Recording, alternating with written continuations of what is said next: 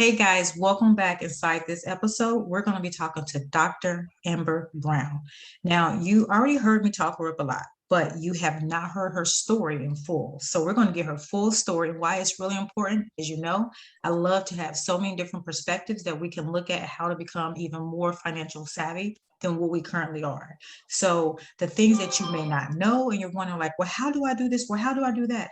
If I got behind on this particular financial aspect, how can I jump ahead? So she has so much knowledge that she can share, especially for you all that if you're in the healthcare field.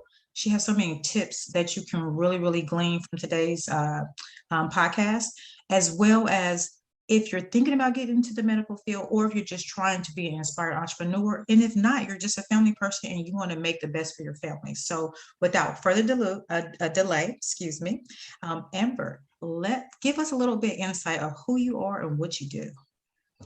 Yeah. So thank you so much for inviting me onto the podcast. I love talking about finances. I'm a money nerd. This excites me so much, but I'm Dr. Amber Brown. I just go by Amber though. I own a private physical therapy practice in the DFW area. My focus is more pelvic health, birth doula. So I work a lot in the maternal and birth world. I've been, like I mentioned earlier, a money nerd since I was in first grade. So I never thought that I would be a private practice owner. I thought I was going to be a corporate girl my whole life, retire and be good. I had plans to retire by 45. My dad had retired, I think, around 43 years old from the Air Force. So I was like, ooh, I want to, kind of be close to that age.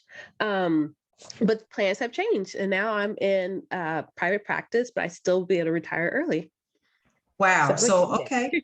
I think a lot of us have that goal. And then we start doing the numbers and realistically, like, some of us it's not realistic to retire at that age and be comfortable. Right. Or some of us, it's like, I just love doing what I'm doing, or I want a new venture in life. So Yes. what was the reason you changed that goal from 45, and what's the new plan? Well, when I say retire, it means like right now, I want to really be work optional, right? Right now, I'm work flexible. So I don't have to work the same 40 plus hours I was working before. I'm working flexibly, right? Like I could do 15 hours here, 20 hours there. So I'm in a work flexible stage. When I say early retirement, I mean work optional. Knowing me and anyone who's listening to this who knows me, I'm going to keep working in some type of way. I'm going to stay active in some type of way. I do speaking engagements, so maybe I'll have more flexibility for that. Or I do teaching engagements. So I'll have more, so I would be able to substitute it in some type of way. In my work, I'm more of a physical or hands-on person. So I do a lot of manual, a lot of touch. I want to enjoy retirement. And I know that's not something I'll be able to do forever. My joints won't like that.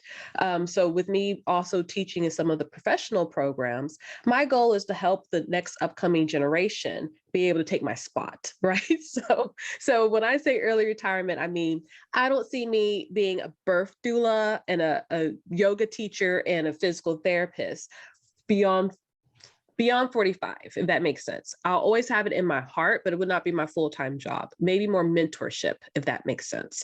But yeah, retirement looks a little different for me. I would still be working because I just love working.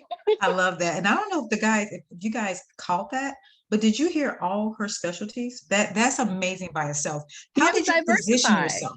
Yes. Yeah, you have to diversify yourself. So and I know that even just in the financial world alone, you want active income and you want passive income. And so during my first year into the corporate world, I was constantly in all these continuing education courses because as a full-time employee, that was a benefit. And I say that for any healthcare professional who may be listening, because some people are like, oh, I want to go have my own private practice as soon as I graduate. I am where I am today because I did corporate first, because they were able to, I had so many mentors who were there. I was thrown into so many different situations that at the time, yes, I was burned out. And it was like, oh, this cannot be the rest of my life. But because of that experience, I was able to take it on and kind of mold things. I always say it's like puzzle pieces, right? You know what kind of things that you want to put into your next part of your life and which ones you want to leave out. Like, what can I do to replace that part? And so that's also when the different skills came into a factor where I'm like, oh, I could combine all these skills and create a program. The program is more passive. It is for like birth prep and postpartum recovery. Those are my passive incomes. But I also have a financial coaching program for pre-health students, current students, professionals. And if anyone understands money, they know whatever works for pre-health professionals is going to work for whether it's you're going to trade school or undergrad. Those same financial skills are going to be useful for everyone. Mm-hmm. And so, I have my active and passive income based off my skills. I really appreciate how you still your life, you diversify your specialties. That's a really good thing to consider. And how you just mentioned that, like you said, regardless if you're in the healthcare field or not, like for me, guys, I'm open. I at one point in time had $135,000 in debt of student loans. I still own a home. I still have my cars paid off. I'm still financially savvy. It did not delay my financial goals. I just had to understand how to allocate the money necessary to live the lifestyle I did. So that being said, a lot of people get really nervous about student loans and, they think that they can't be financially savvy. What did you find with you becoming a doctor? Because that's definitely not cheap. And your other specialties, and how did you manage that? Well, I'll be honest with everyone. I still have 6 figures of student loans, but I have multiple 6-figure net worth. There you go. And I have a mortgage. So with my mortgage and student loans, I still have a positive multiple net worth, 6-figure net worth. So it's one of those that I focus more because my return on investments was going to be greater than the interest of my student loans. I'm still paying my student loan. Well, right now we have a pause. So all I'm doing right now is setting aside the funds so that whenever it kicks back in, if anyone's listening and has control, we are okay with you wiping it away. I mean, I'm just saying. But just in case it comes back, I have the money set aside that I will not hurt if it comes back, I'll be able to pay it. But at this time, I'm focusing again more on my investments. My rate of return is going to be so much more. And that's really what helps my future self make sure that she's going to be happy. So again, some people focus so hard and they want to pay off their debt in 2 years, and that's completely fine. Personal finance is personal. There's no right or wrong way. I'm okay with that student loan debt. I know I had a plan. I know that I was able to still live my life and not just survive, but I was thriving. And I say was because I'm talking about when I first graduated, it was in corporate. That's normally when I start seeing people panic because they finally look at their student loan number. Because, when you're in school, you're an ostrich, your head is in the sand. You're not thinking about anything. You don't even think to check the loans. You're just like, I need to survive. I have to study. I get it. But then as soon as you graduate, you don't know your numbers, which is something I stress a lot with my clients. Know your baseline numbers. In healthcare, we always tell people, what is your normal blood pressure?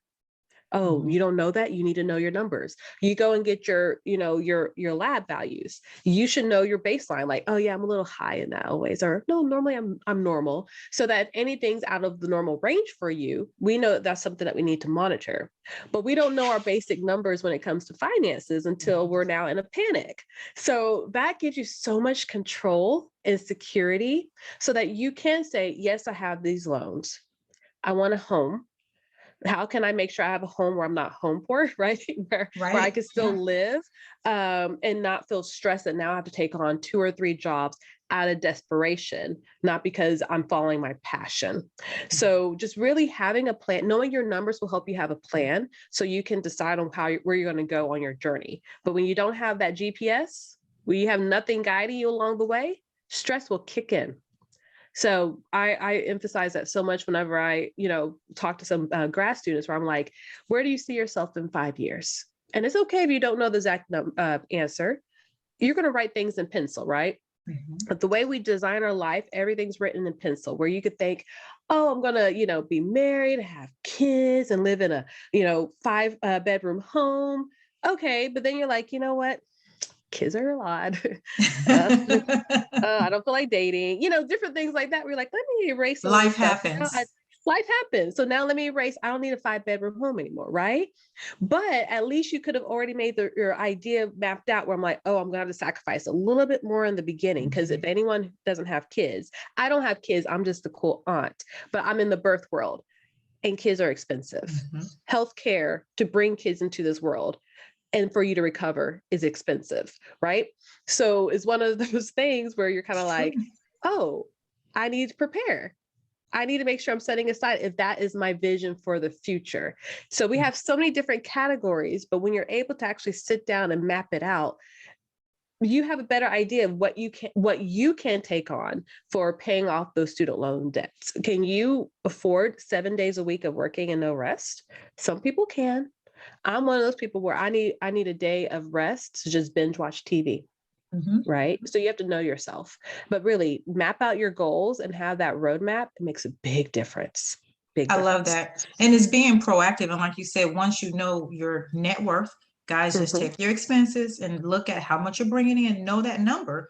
Because if you don't, I know it's scary, but you can make that plan so that you do know and really be proactive when you're going through life. And so you, like you said, if you go a little off course, your numbers is that's a little bit too far. You can come right back in. And there's so many things out there now. I know for you, you were taught by awesome parents how to budget, how to save, and how to set up the certain accounts at a certain time that really benefited you to this day. And now it's like second nature, because it's part of you.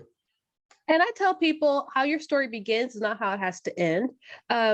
My parents, I just for everyone to know, my parents both have passed unexpectedly, but they both were coming from different parts of Texas. My mama was the third oldest of 9, dad, third youngest of 9. They're first generation to go to college. So it's not like their parents could guide them into, how to succeed in college, which a lot of people, especially my age, they're the first gen. So I'm only one generation up, right? So my parents were the first generation. They knew that they had to ask around, like, what are we supposed to do? When they met, they made that decision that they were going to have the life that they grew up in. My dad always said they were rich in love, but really nothing else, right? They didn't have material things. And so, which is a great thing that, you have a healthy family relationship. But whenever they graduated, my mom went into the education field. Originally, she was going in healthcare. And I always tell people, ask your parents or your family things, right? Because I mentioned my parents are gone. I never would have known that my mom was going into healthcare, but she made the decision to switch to education because my dad was in the Air Force and they would be moving, and it'll be a little bit easier to get an education job when she would switch places. And then also they knew that they eventually wanted to have kids. And so, with education, she would be able to be off a little bit more, have a little bit more flexibility in the summer. So again, planning things out, right? This is way before my brother and I didn't come around for another 11, 12 years after they got married, right? So they were able to really prepare for things. But with that, they were introduced to other people in their professions, and they were able to ask questions. That's when my dad found out about investing. That's when my parents understood more about retirement plan. So that by the time I was starting my first corporate job, my mom was like, okay, what's your 401k match? I'm like, what are you talking about? She's like, let's look at it, baby. So which helped me because when I got my first big girl check, and I've had jobs since 6th grade, but when I got my first big girl check, I didn't realize that I wasn't seeing my full amount because I was already, the way that my mom helped me set it up, I had all those pre-tax money coming out, right? With my FSA, of course, all my insurance payments, and then also 401k. So I didn't realize how much I was making, but I was making more than I was making as a grad student. And I lived just fine as a grad student, right? And which helped me that every time I would get a raise over the years, I would be able to just say, oh, that's extra money that I can invest because I've been able to live outside of inflation, give myself a little raise. But all that money could go to investments and I was still traveling. So my parents went from really, like I said, rich in love, but nothing else, to being able that when they pass, they left generational wealth. And I have a goal out knowledge as well, right? Their generational Mhm. wealth included knowledge, making sure that we had the skills to know how to manage our allowances. So I mentioned I started being a money nerd in first grade. My school had a program that they could open up savings accounts. So every other Friday, we'd be able to, put some money in the savings. I found a ledger recently, and it showed that we were able to deposit like 25 cents every other week. Now, as a kid, you're thinking that's a lot of money. I got And 25 cents. Yeah. 25 cents, and then there's even one time, which I don't know what I did. I must have like had allowance or something. One time I deposited $4. I just knew I was making money, right? But we learned how to write it down in the ledger. My family still to this day will remember if they gave us like, here's $2 for making a bed, we'll whip out our little notepad and put +2, and so we learn in a safe environment on how to like, keep track of our funds. We were responsible, my brother and I were responsible for our gifts. That like if we were to want to buy a new CD, or back then also we had like Game Boy and 64. Okay, yeah, you want to buy a new game, but make sure you have enough money for everyone else. Meaning, what are you going to get your brother for a gift? What are you going to get your mom and your dad? Because this isn't just you get to save your money for you. There are other things that you need to do to be able to contribute and show love, if you will. And I know money is not love and gifts not love, but it means like I know enough about myself that I know what I like, but I also know enough about you as my family that I know what you would like. And of course, that's why everyone's parents would get socks and ties, right? But my brother and I would be able to go in on that.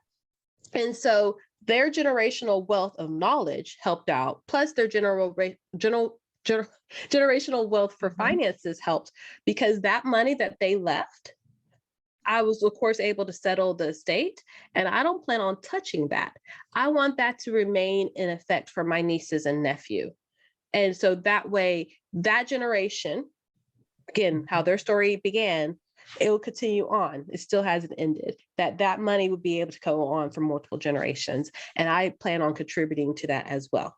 So, And that's what real generational wealth is. You said it, that what they pass down, that knowledge too.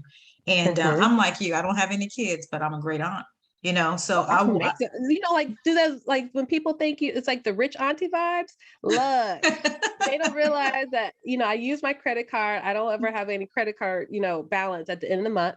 I get all my rewards so that whenever they're here, I'm living off of gift cards. I'm like, oh, y'all want some pizza?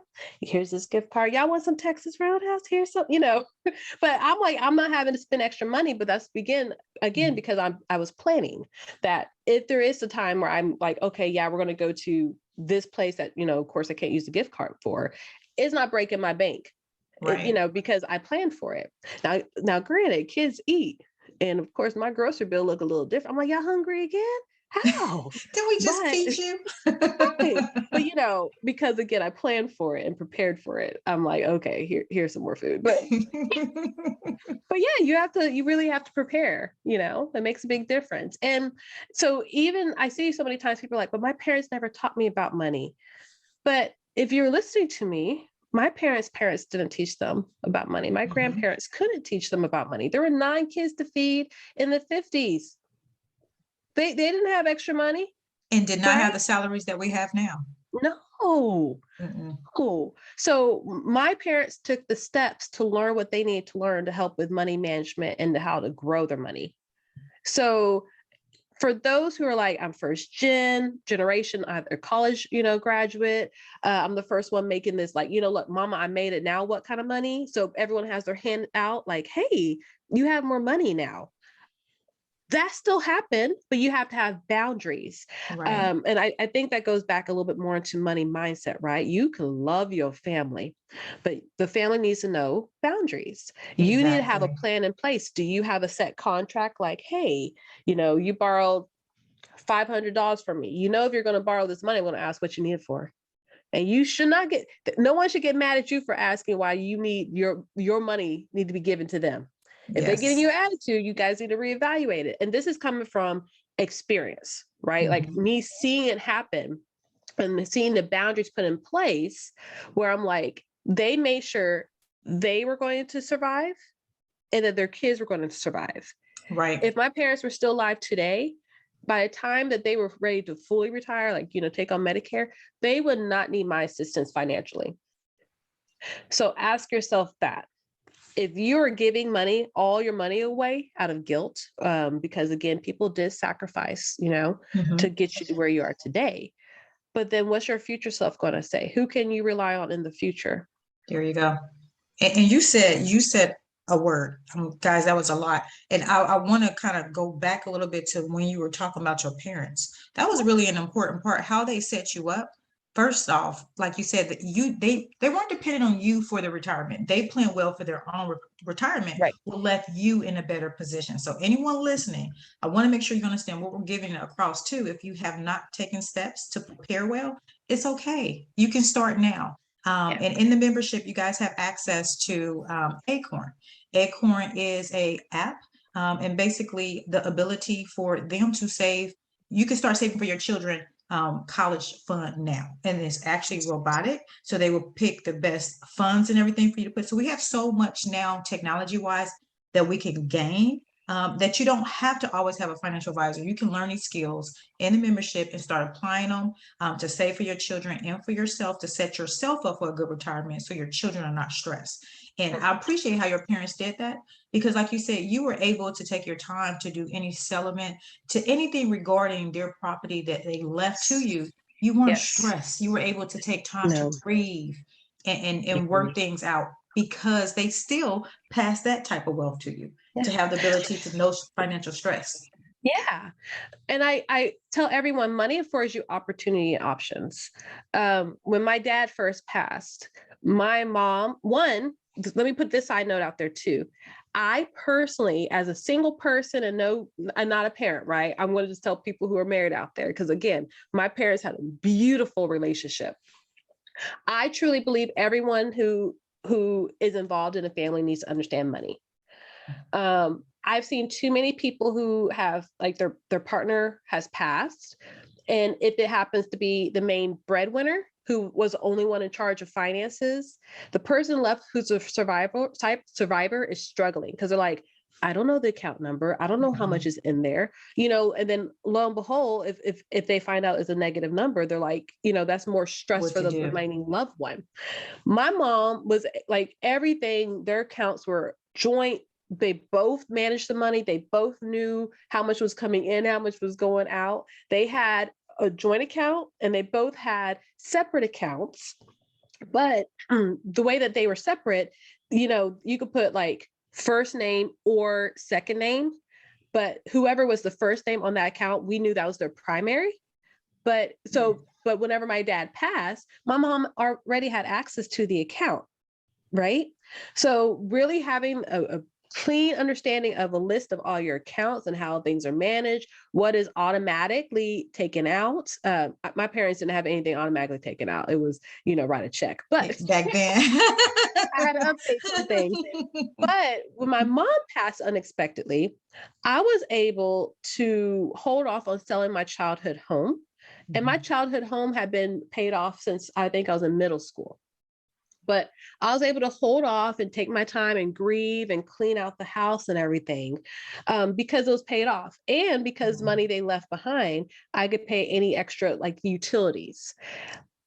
And I say that because I know so many people who have to rush and clean something out before, the next person will come into either an apartment or house.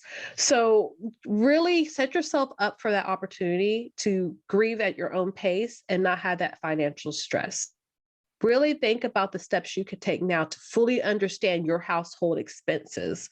That will really help you in the long, down the road. But give yourself those opportunities, give yourself those options. You deserve it. And I know it sounds morbid talking about this, but I'm speaking from experience of seeing both, like, my mom's watching my mom grieve from the loss of her husband, and then also me being able to grieve after the loss of both parents, but not having to make decisions out of desperation too. I love that. And another way, guys, you can set yourself up, besides having term life insurance for you and your spouse, or your family members, because that's going to replace the income that they were bringing in. There's Mm-hmm, something called living benefits. So let's say mm-hmm, unfortunately get cancer, or heart attack, or stroke. And if you have a term policy, they could cash that out for you. So while you're living and you can't work, your spouse is well taken care of, things of that nature. So there's so much, guys, that we'll mm-hmm. definitely want to make sure that you're aware of. Plenty of companies do it. There's a couple modules in the membership, but you research. Google is powerful. Yeah. You can Google anything to get a leg up and really get going. Mm. And then you really touch hard on money management. And so, Yeah. guys, we talked offline a little bit, but one thing that resonated with both of us was you have athletes that are rich, of course, Mhm. millionaires, and yet sometimes with the wrong money management, if they don't have the right person in their corner to handle their finances while all this mass money is coming in, if they're not investing, they're not having passive income by doing commercials and other things, when they retire, sometimes they actually go broke. So Yeah, studies show like within 5 years for NBA players when they retire, to some of them, within 5 years they're bankrupt. Think about all those, even the lotto winners, right? If you come out like in a windfall of money, think about how quickly. I have to go back and look, but I believe it says within 2 years, a lot of them are bankrupt. Can you imagine winning $600 million and it's gone? gone. I can't. But so, and again, it's because you also have all this money coming in. So for those who are entrepreneurs and all of a sudden you're like, oh my goodness, I made my previous annual income whenever I was employed, I made that in a month or in a week. How did that happen? When people you see that, and I'm just like, but you're buying everything. And I'm one who, I stay out of people's pockets. I buy my business, but I just hope, I'm like, either A, I hope that you're just like bragging on social media, but this isn't really that you're spending everything. Or at least that you That's have the good hope. investments set aside, that future you would love you for your decisions. But that's one of the things where you, as a business owner, as an entrepreneur, your goal is to at least replace what you're making before, and of course make more. So you need to make sure that you have it in place, that you're able to manage your personal finances. One, that'll help you manage your business finances, and you won't Mhm. make decisions out of desperation. But then also for anyone who's like graduating from, high school, trade school, college, grad school, you're going to be making more money than you were at the previous stage in your life. That's more money than what you're like, what is all this?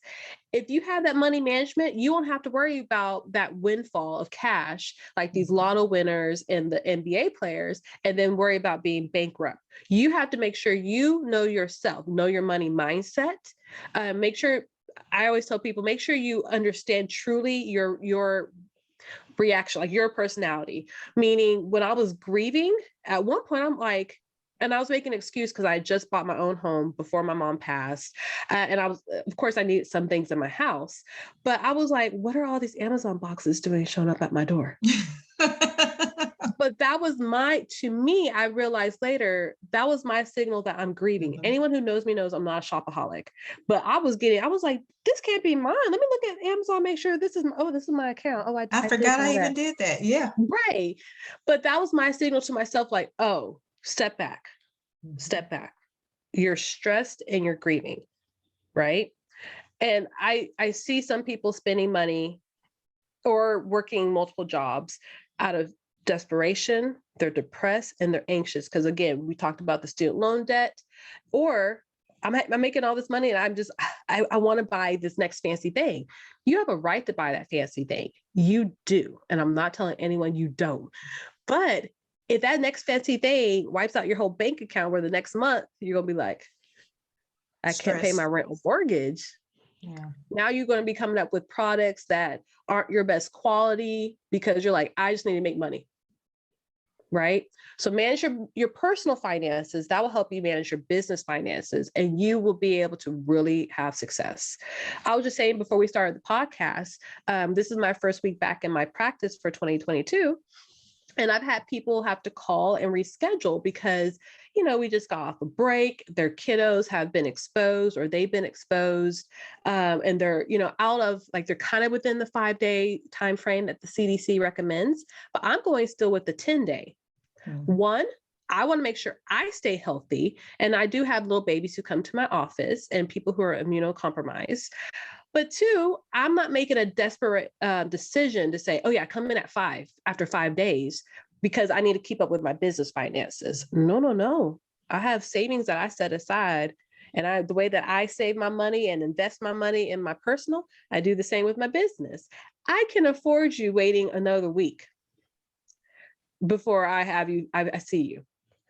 And I want everyone to make sure that they're able to do the same, where they're not like, I don't feel comfortable with them coming in 5 days, but I need that money, right? This is what we have to do to make sure we're able to plan so we can get ahead.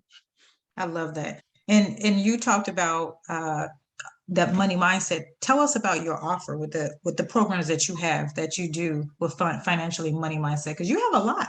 Like you said, you're busy with the practice. You're taking care of so many patients day in and day out. You're taking care of yourself well, and so there's I see that balance. I can see that balance in you, and I love it. So what could you tell them about that and how you do it in your program? Yeah. So part of my academy that I do, my academy is Healthy and Wealthy Academy, right?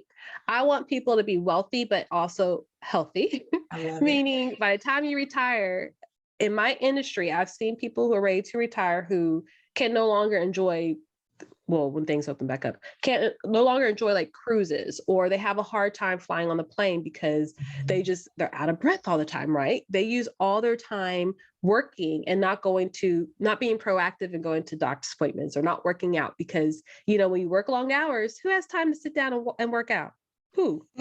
But then next thing you know, when people are doing the 10-year challenge right now, you're like, oh, that's what happened. Do that. That's what happened, right? So we're able to go step by step where it's organized for how you can really set your financial foundation, really dig deep into your money mindset. If you, like I mentioned before, if you're someone who needs to clear out your student loan debt because mentally that helps you relax, versus me, I'm like, I have a plan, I'm good. There's no wrong or right way, but it's more about having that plan and making sure that you know how you can adjust along your roadmap. So we're able to really provide a clear roadmap so you can see the next steps and see which way works best for you. And then along the way, I'm with you to kind of walk through any kind of confusing steps, because again, when you're learning something new, you're kind of like, I don't know. And really, I would tell people the biggest thing that comes with is when you talk about investing. That's probably the scariest part for people. But we're able to walk through that, and maybe you start at $25 each paycheck to kind of see, and then we slowly increase from there. But we really talk money mindset really drives your decisions, and I don't want people to be stuck, because your future self will be like, you had the opportunity. Yeah. So, but yeah, the academy will help walk you through like, what are your end goals? Let's break this down into chunks. And then these are the foundational steps to get you there. And then this is how you can grow and thrive. So you could do more than just survive with your finances. And you're bringing up such a good point too, about thinking about your future self. How will she or he react if the decisions that you make today? You guys heard her money story. You know my money story. We all have a money story, but you can rewrite your money story. And your mindset could be stuck somewhere because of how you viewed money in the past, and it's still sticking with you. So money mindset is something that is really needed to get past those hurdles that you may have created in your own life, financial life, and not even realize it. I know I do that. And like you said, especially like when you were grieving and you were just ordering, that was your signal.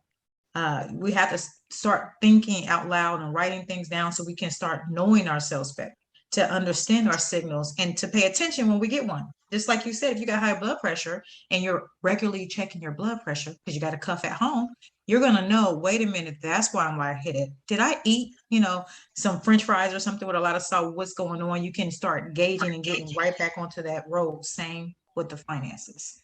I say that all the time. I joke and tell people with my other job, I work a lot with the P's. So pee, poo, and pain, right? Pregnancy, postpartum, perimenopause, right? So if you think about the P, that's me. So I joke and tell people when they come into the office and they're all of a sudden like, I'm constipated. I'm like, well, let's stop and think about it. What has been different over the past week? Oh, you traveled. Anyone who travels know that you're not going to stay on your same schedule. Things going to change. You're going to eat different things. Oh, you normally don't eat fried food. I do. I'm not going to tell people not to eat fried food. But if someone is normally not eating fried food and all of a sudden they change their diet because they went, they ate out somewhere, I'm like, oh, so let's not panic. Yes, it's uncomfortable for right now. Let's not panic. We know the why. I'd be more concerned if something in your life didn't change and all of a sudden you're experiencing this discomfort. Same thing when it comes to money. I'd be more concerned about like, why do we have all this debt? Did you graduate from college? Did a medical issue come up that, but either way, we know why that debt came. Okay, that's fine. As long as we know the why. Now let's figure out what we can do to make those changes to kind of get you back on the right path. Right. But that panic of like, 6-figure debt. How did that happen? Well, we know you didn't look at your debt in undergrad. We didn't get more scholarships for grad school. We know the why, but let's make a plan, and then that just helps you take that breath. And just breathe and live through it. Through it. Just got to get through it. Know that you're not the first and only one. I think that's the other thing too, that some people forget. Again, if anyone is listening, we do not mind if you erase all the student loan debt out in the world. We love to buy things and we will help stimulate the economy. So it'll go right back into the economy. It will go right back in. So I'm going to put this out in the universe to just let it wipe it clean, right? But just in case, we know that there are plenty of people ahead of us who have not or who have the same experience. All I can suggest, if you're like me and you're someone who I'm technically ahead in my payments, but I'm not excessively overspending.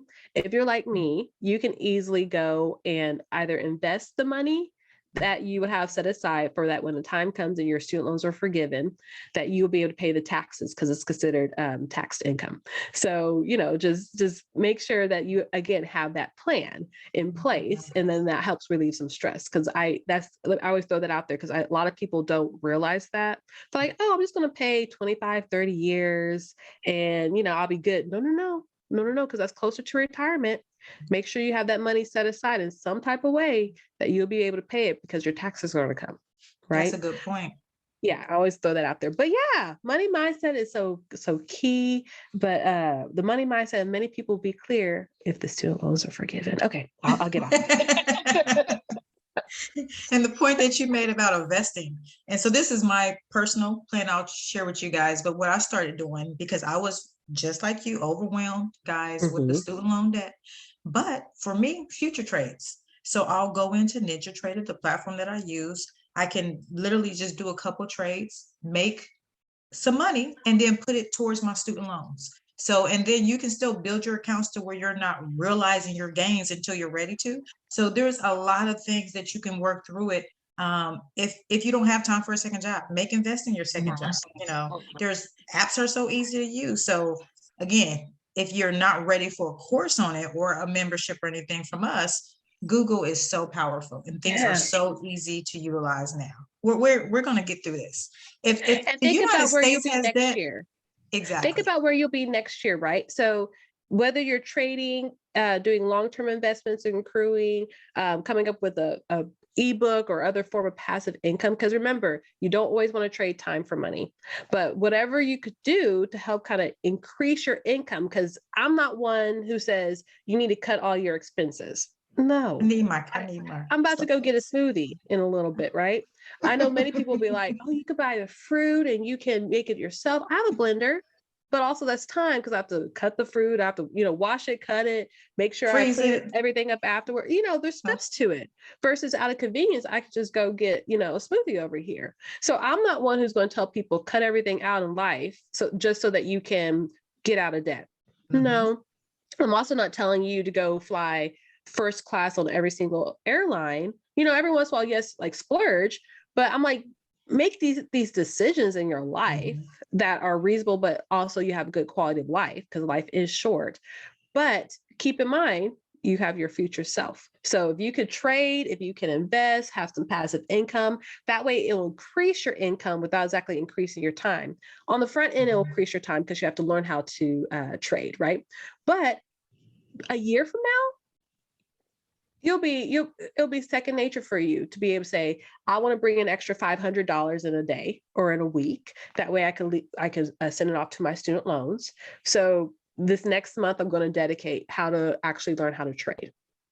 And then the month after that, I'm going to learn how to practice trading. And then hopefully by 3 months, I'm kind of like dipping my toes in and getting used to it, right? Come up with that game plan. All you need is just a game plan. Sometimes it could just be as easy as looking in your closet. Maybe there's something you're not even using. Use eBay. Stack a little bit money up so then you can use that to start your investing and your trading. We just got to think outside the box. Yes.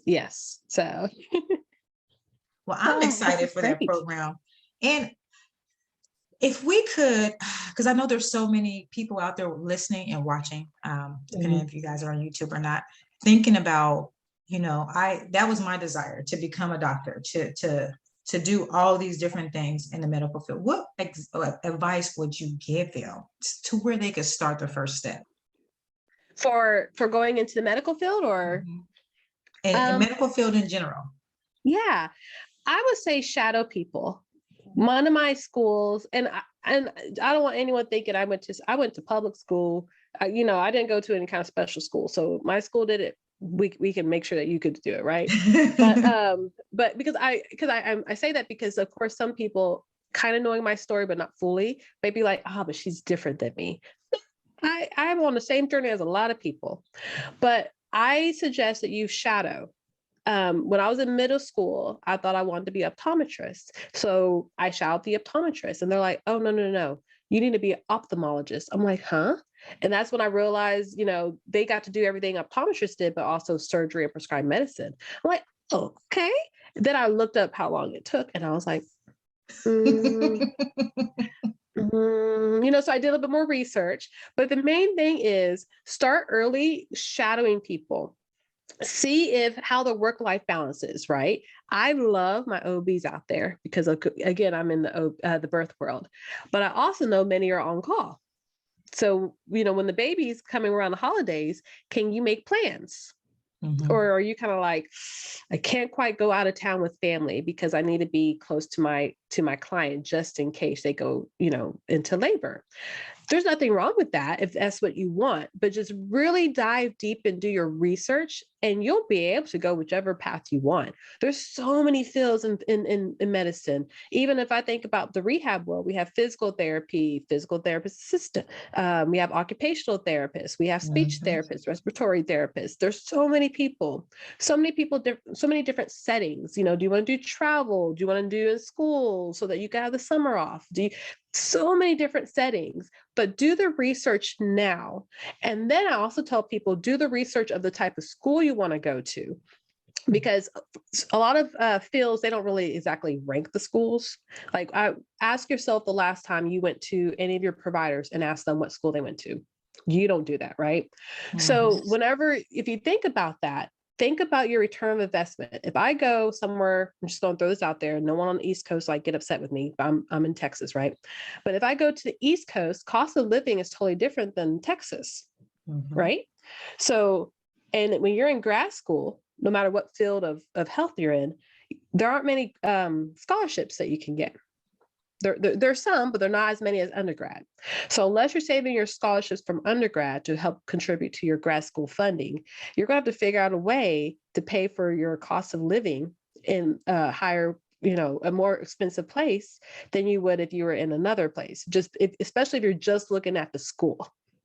So really do your research on the type of provider you want to be, the setting you want to be, how you see your future as far as, do I want to have weekends off?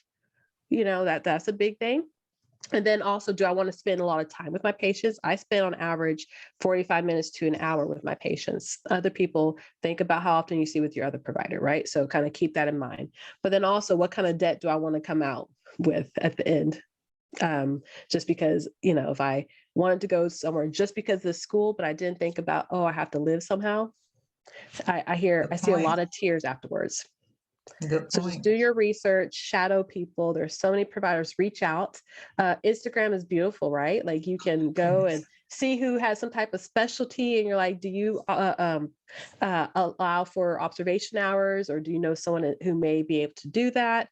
We have our own networks. If I can't do it, I can send it to anyone else in DFW, or I'm part of the National Black Physical Therapy Association. I'm on the board. I could put a back call out for them, like, hey, there's someone in, North Carolina that will be able to accept a student to shadow to see what you do. That Right. easy. Yeah. So ask, research and Ask. ask. I love that.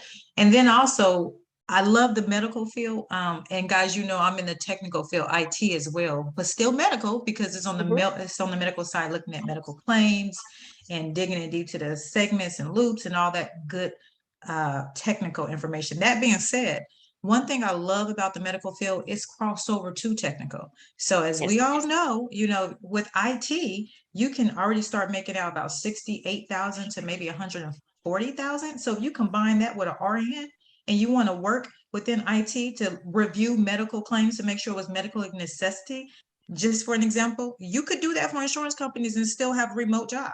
You could be a travel nurse. You could be a travel doctor. There's so many opportunities Mhm. out there to where that, like she said, that return on investment, ROI, that will give you more than what you're looking at, that student loan debt. So think of the whole entire picture and start Yes. mapping it out now so that you can pass the knowledge, which is wealth, down to your family as well.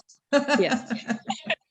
I love it. Now I'm going to drop everything in this segment that you want them to have access to: your Instagram, your offers that you have, your website, anything else you might want to remind them of, or kind of give them a little edge to hint to look at.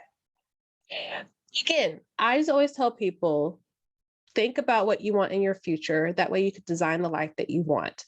Do you see yourself waiting to retire till 65? Will you be able to survive in your current situation till 65 and have a high quality of life? If your answer is no, or you're not sure about it, write it out, make a plan, and really ask for help to get you to where you want to go. There's nothing wrong with being able to do, Google University or YouTube University, but there are people out there who can help you get to it quicker. And that's going to be, and with less stress, right? Because it's organized. So really see where you want to be in the future, design your life, and make it as smooth as possible for yourself.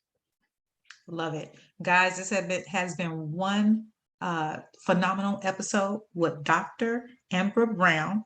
And so until next time, we'll see you later. Bye. Bye, guys.